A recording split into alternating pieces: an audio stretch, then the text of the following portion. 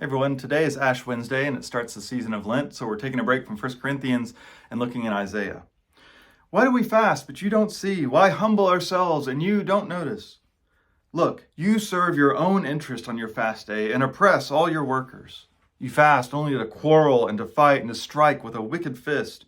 Such fasting as you do today will not make your voice heard on high. Is such the fast that I choose, a day to humble oneself? Is it to bow down the head like a bulrush and to lie in sackcloth and ashes? Will you call this a fast, a day acceptable to the Lord? Is not this the fast that I choose, to loose the bonds of injustice, to undo the straps of the yoke, to let the oppressed go free, and to break every yoke? Is it not to share your bread with the hungry, and bring the homeless poor into your house? When you see the naked, to cover them, and not to hide yourself from your own kin?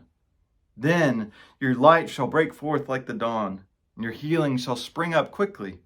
Your vindication will go before you, and the glory of the Lord will be your rear guard. So this season of Lent is really about preparing ourselves for Jesus' death and resurrection. The Christian calendar, which is not something I grew up with, but I've come to appreciate how it reframes all of our time around the life of Jesus and about the central aspects of the gospel. And one of those central components that we remember in this season is repentance. That's the first thing that Jesus preaches.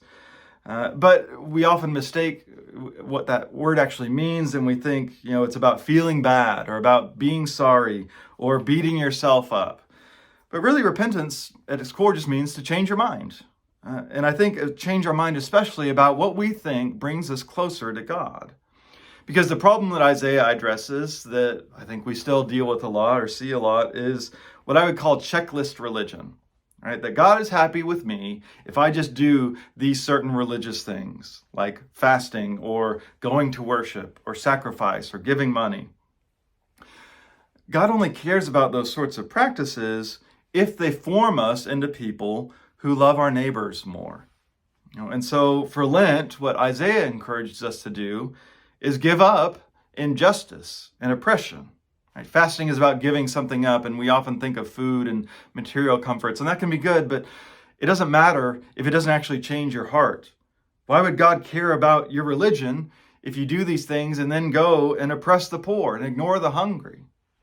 Self-denial is a good practice. It helps us break out of our selfish habits.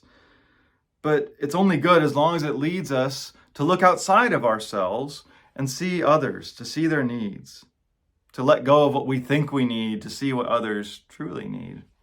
Another major component of Lent, and especially Ash Wednesday, is acknowledging that we are dust, that life is short, that we have limited time. And life is shorter for others because of the circumstances they face. And so as we think about this season, think about those who are most hurting, most affected by life's suffering, and think about what you can give up to lift them up.